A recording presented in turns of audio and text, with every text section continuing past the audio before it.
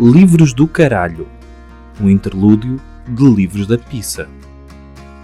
Um podcast de Bruno Henriques e Sérgio Duarte. Olá, bem-vindos a mais um episódio do Livros da Pissa, o interlúdio do caralho. Foi muito publicitário este, não foi? Foi. Ora bem, esta semana Sérgio vai recomendar um livro, apesar de ter recomendado há 15 dias, mas faz em pleno direito porque eu antecipei-me. Há 3 semanas, há 4 semanas ou há não sei quanto. Eu fiz 2 seguidos, fazes 2 seguidos. Eu ia dizer que eu estava a recomendar um livro seguido porque tu já recomendaste todos os livros que leste até hoje. Ah, pois foi. Não é? Só Foi. leste estes. Os que foram começar até a ler agora, novos vou começar a ler novos para ficar com livros para poderes recomendar. fixes para recomendar. Ok. Então, o que tu vais recomendar é, 2 pontos. Como as pessoas sabem, porque está no título do episódio, é o Matador 5 de Kurt Vonnegut, um clássico da literatura de guerra, antiguerra, pacifista, ficção científica, de um autor muito cómico, muito irónico, com humor negro, mas também com muita humanidade, não é? Uma coisa cínica. E eu já li este livro há muitos anos. Eu confesso que lembro-me pouco dele, porque já foi há muito tempo, e o facto de o ter trazido para este episódio deu-me vontade de o reler e vou fazê-lo. Mas lembrei-me dele porque li um livro recentemente do Kurt Vonnegut que eu também gostei muito, e que foi o Mother Night.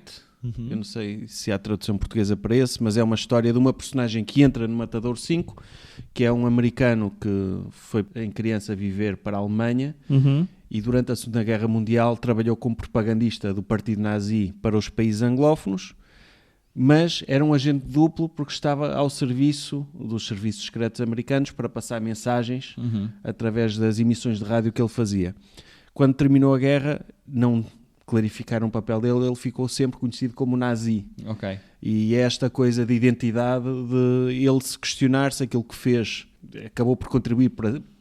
o público conhece-o como um nazi, ele sabe que não é um nazi, mas mais ninguém sabe. Ok. E é odiado por toda a gente e tem de lidar com isso. E o livro é escrito na primeira pessoa, ele está preso em Tel Aviv com o Eichmann.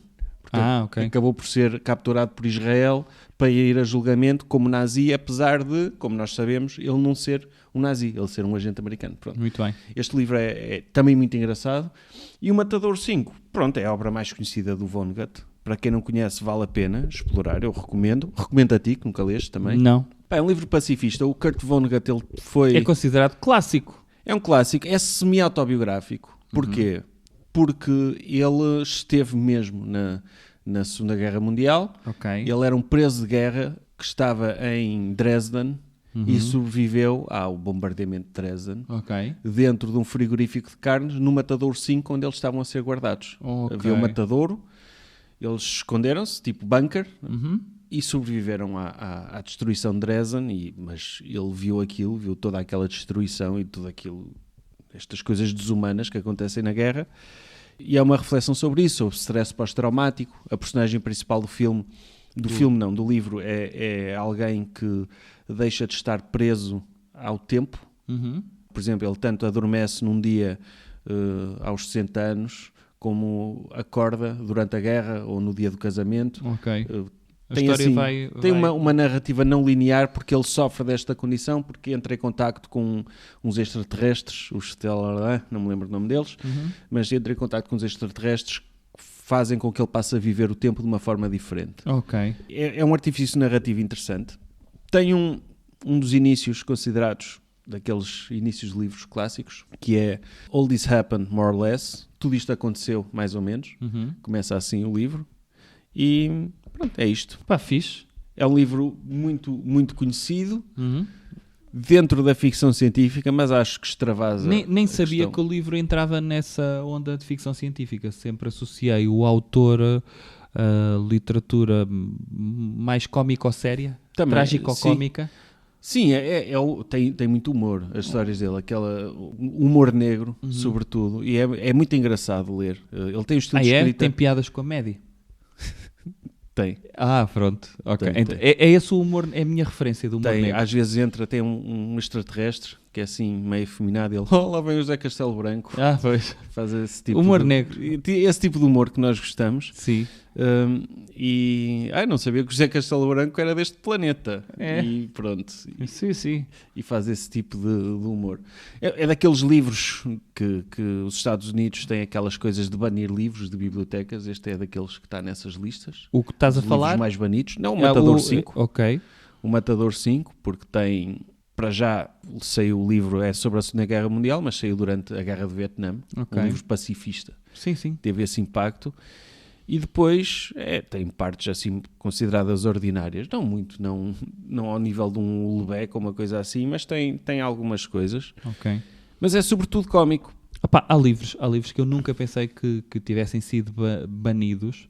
Por exemplo, O Feiticeiro de Oz. Sabias que esse foi banido? Porquê? Por causa de cenas de feitiçaria e sobretudo pelo empoderamento feminino. Mas aí percebo. Nós não queremos que as meninas comecem a achar que podem tomar decisões por elas próprias. E aí a culpa é do autor, porque é facilmente trocável. Sim. O género da personagem E principal. estou a dizer isto porque vai haver agora Sim. um remake, não é? Não sei.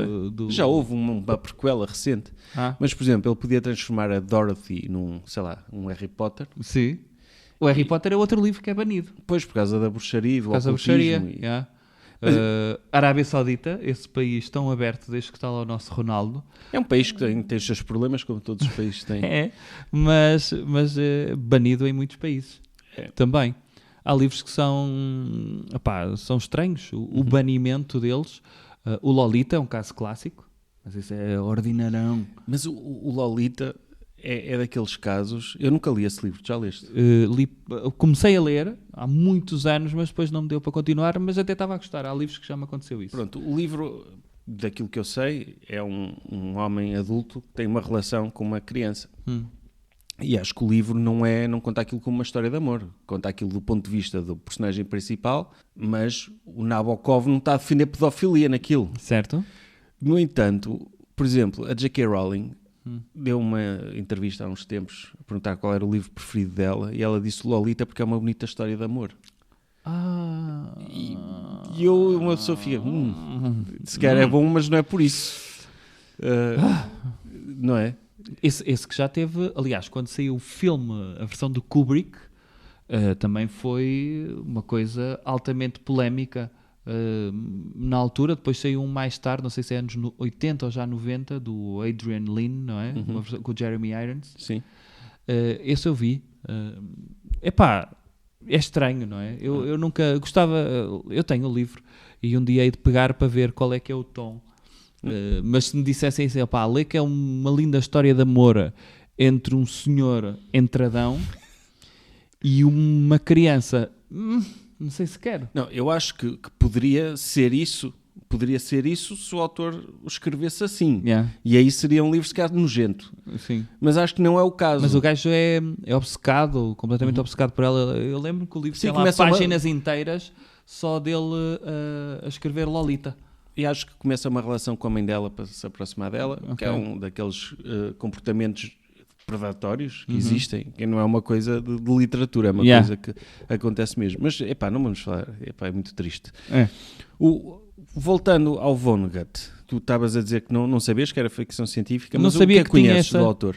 Sabias que ele tinha estado na guerra? Não sabia que ele tinha estado na guerra, sabia que ele estava ligado a temas de guerra, não sabia que ele estava envolvido, até associava à guerra do Vietnã, o meu desconhecimento era tal, não sabia que era a Segunda Guerra Mundial, e o gajo então combateu. Sim, foi preso de guerra. Ok. O livro tem coisas mesmo interessantes, porque é narrado por ele, Kurt Vonnegut, sobre uma personagem, ou seja, há aqui uma meta-ficção, e o prefácio dele é explicar o que é real, o que é que não é, o que é que aconteceu, mas nem tudo é real em nada, ou seja, tem aqui uma ficção dentro de realidade, que é muito fixe. Uma pessoa com este espírito e com este tipo de criatividade inclinada para a comédia, ter de escrever sobre um tema duro que o afeta pessoalmente é um exercício complicado. E há uma situação que eu vi que uma das críticas que lhe faziam era supostamente dele defender uma certa passividade em relação às coisas, que as coisas simplesmente aconteciam e estavam determinadas e não sei o quê, que é uma conclusão que se pode tirar da filosofia dos extraterrestres. E a resposta dele, quando lhe fizeram uma pergunta, então concorda com o que estão a dizer? Eles, amigo, eu só escrevo merda. Como quem diz, estão a pensar demasiado sobre isto. Sim. Parem de fazer a interpretação da minha obra. Não, parece-me bem. O livro é de 69, 70, não é? Uhum. O ano do eu lembrei-me de recomendar, não foi só por acaso, eu li, como eu disse, muito recentemente um dele, que também recomendo, só li esses dois dele. Eventualmente vou ler mais. São completamente diferentes, até pelo tipo de narrativa. A narrativa do outro é mais linear, ele está a escrever a partir da prisão as experiências do passado dele, a fazer uma autobiografia, interage com o próprio Eichmann e tudo. Ok. Mas é uma personagem ficcionada essa, não? Sim. Sim, mas é este exercício engraçado. O livro precede o Matador 5, é anterior. A história do Eichmann, que é maravilhosa. Podemos também, posso aconselhar o livro da Hannah Arendt, o Eichmann em Jerusalém. Sim. Que a história do Adolf Eichmann era o nazi burocrata, o gajo que possibilitou, através de papelada, de conseguir mandar uma quantidade exorbitante de judeus para campos de morte. E o gajo exilou-se na Argentina e numa viagem secreta da Mossad, que eles disseram que foram uma viagem diplomática, não havia qualquer tipo de acordos de extradição para Jerusalém, os gajos drogaram-no, apanharam numa paragem de autocarro, drogaram o gajo e levaram-no para o avião de maca e com uma cena de soro a dizer, é alguém da nossa comitiva, sentiu-se mal e vamos levá-lo de volta para Jerusalém. O gajo, quando acorda em Jerusalém e o julgamento é feito em Jerusalém. Ele até é visto como o homem de vidro, não é? Porque todo o julgamento é feito num cubo de vidro à prova de bala, para as pessoas não poderem ter a tendência para ir lá assassiná-lo, e ele acaba por ser julgado em Jerusalém e morto em Jerusalém. Já vi documentários sobre isso. Ele é confrontado com o testemunho de vários sobreviventes, e é a partir dessa situação e do livro da Hannah Arendt que se cunha o termo da banalidade do mal. Aliás, até a no banalização título do livro. do mal. É a banalidade do mal, não é? Do gajo, era um burocrata de uma máquina de matança que tanto faria aquilo como neste momento estaria a fazer o IRS de empresas. Era um gajo que não tinha consciência moral daquilo que estava a fazer, era um cobarde que estava a obedecer a ordens, essa era a defesa dele. Sim, esse foi o argumento normal em Nuremberg também. Sim, mas eu acho que isso também é redutor, porque acho que ele tinha noção do que estava a fazer. Acho que as pessoas racionalizam. Tu sabes que eu, o ano passado, li um livro também sobre... Aliás, como tu estás a ver, o que o governo de Israel faz na Palestina, há muitas situações de banalidade do mal. Ainda no outro dia vi uma cena de uns podcasters israelitas que fazem um podcast em inglês, que supostamente gajos simpáticos a discutir, e eles a dizer, nós, em Israel, nós todos devemos que Gaza devia desaparecer e o caraças. E eu vejo aquilo, é a banalidade do mal. O gajo num podcast, tipo nós, vamos aqui ter uma conversa e estão a dizer uma coisa horrível, sem sequer pensar, e que provavelmente é verdade. Sim. Há um livro, tu lembras-te do livro aquele que eu li o ano passado, o Nazi Billionaires? Sim. Que já foi editado, do jornalista David de Jong, eu acho que ele é holandês, e já foi editado, acho que pela saída de emergência, pelas edições de Desassossego, que conta a história de várias famílias ligadas à BMW, ligadas a Dr. Oetker, aquela marca de pizzas, mas na altura os gajos vendiam pudim em pó para os soldados alemães, que muitas daquelas famílias passaram pelos pingos da chuva, foram colaboracionistas, mas passaram pelos pingos da chuva do género, fomos obrigados a produzir para a máquina de guerra alemã, porque senão matavam a nossa família, coitadinhos de nós, e muitos deles foram colaboracionistas ao ponto de o primeiro marido da Magda Goebbels, que ela divorciou-se para depois casar com o Goebbels, e teve um filho com ela, foi o único que não morreu dos filhos dela, era filho dela e de um magnata alemão que depois continuaram. Ela matou os filhos todos. Matou os filhos todos. Uma excelente mãe. Diga-se de passagem. Antes de matar assim, não é? Como é que é possível um mundo sem Hitler? Mais vale matar os meus filhos Sim. todos. Mataram-se precisamente no bunker onde estava Hitler, é o bunker de Berlim. É um livro também que eu gostei imenso, mas esse é não ficção, investigação de por onde é que andou o dinheiro todo e como é que faz esta investigação pré-guerra, durante a guerra e pós-guerra, gerações novas, ao ponto de ter descendentes quase negacionistas do Holocausto. E o nosso papel não foi assim tão grande durante a guerra, estão aí a dizer, só porque nós produzimos armas de guerra que possibilitaram dar uma vantagem militar alemã. Se Israel andasse a raptar esses tipos para serem julgados, eu acho que não era contra. Pronto. Não é? Só que não vai acontecer. Claro que não. E provavelmente essas marcas também estão em Israel. Agora, eu... no Mother Night, o livro do Vonnegut, esse tipo que está preso em Jerusalém... Não, em Tel Aviv. Está preso em Tel Aviv, mas ele... Ninguém sabia, para além de uma pessoa na CIA, no precursor da CIA, o OSS, para além dessa pessoa, mais ninguém sabia que ele de facto tinha sido um herói de guerra. Ok. E depois tem uma situação em que eles descobrem quem ele é, ele estava meio escondido e acabam por descobrir quem ele é, e as únicas pessoas que o ajudam são os nazis que o idolatram. Já viste o que é?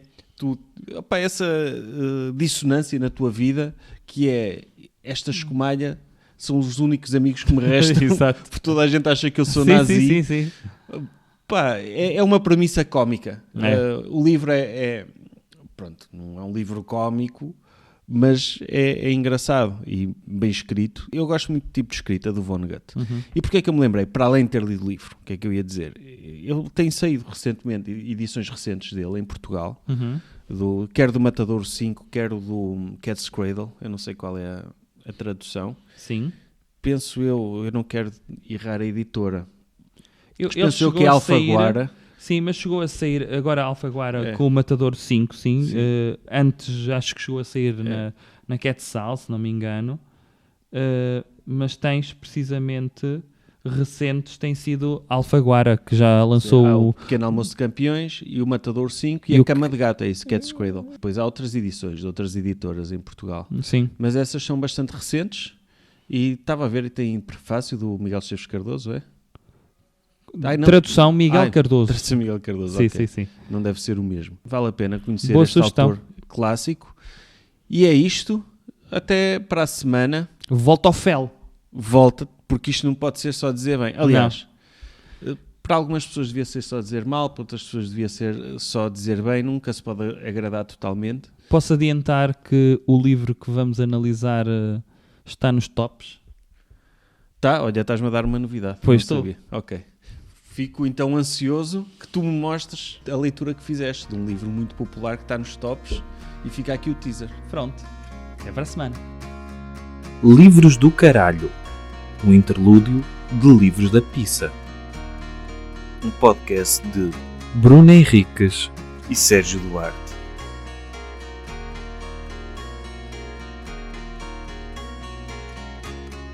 Esta música não é royalty free, é da autoria de Saint Mike. Um agradecimento especial à VFM por nos permitir gravar nos seus estúdios e com o seu equipamento, Que não é da pizza.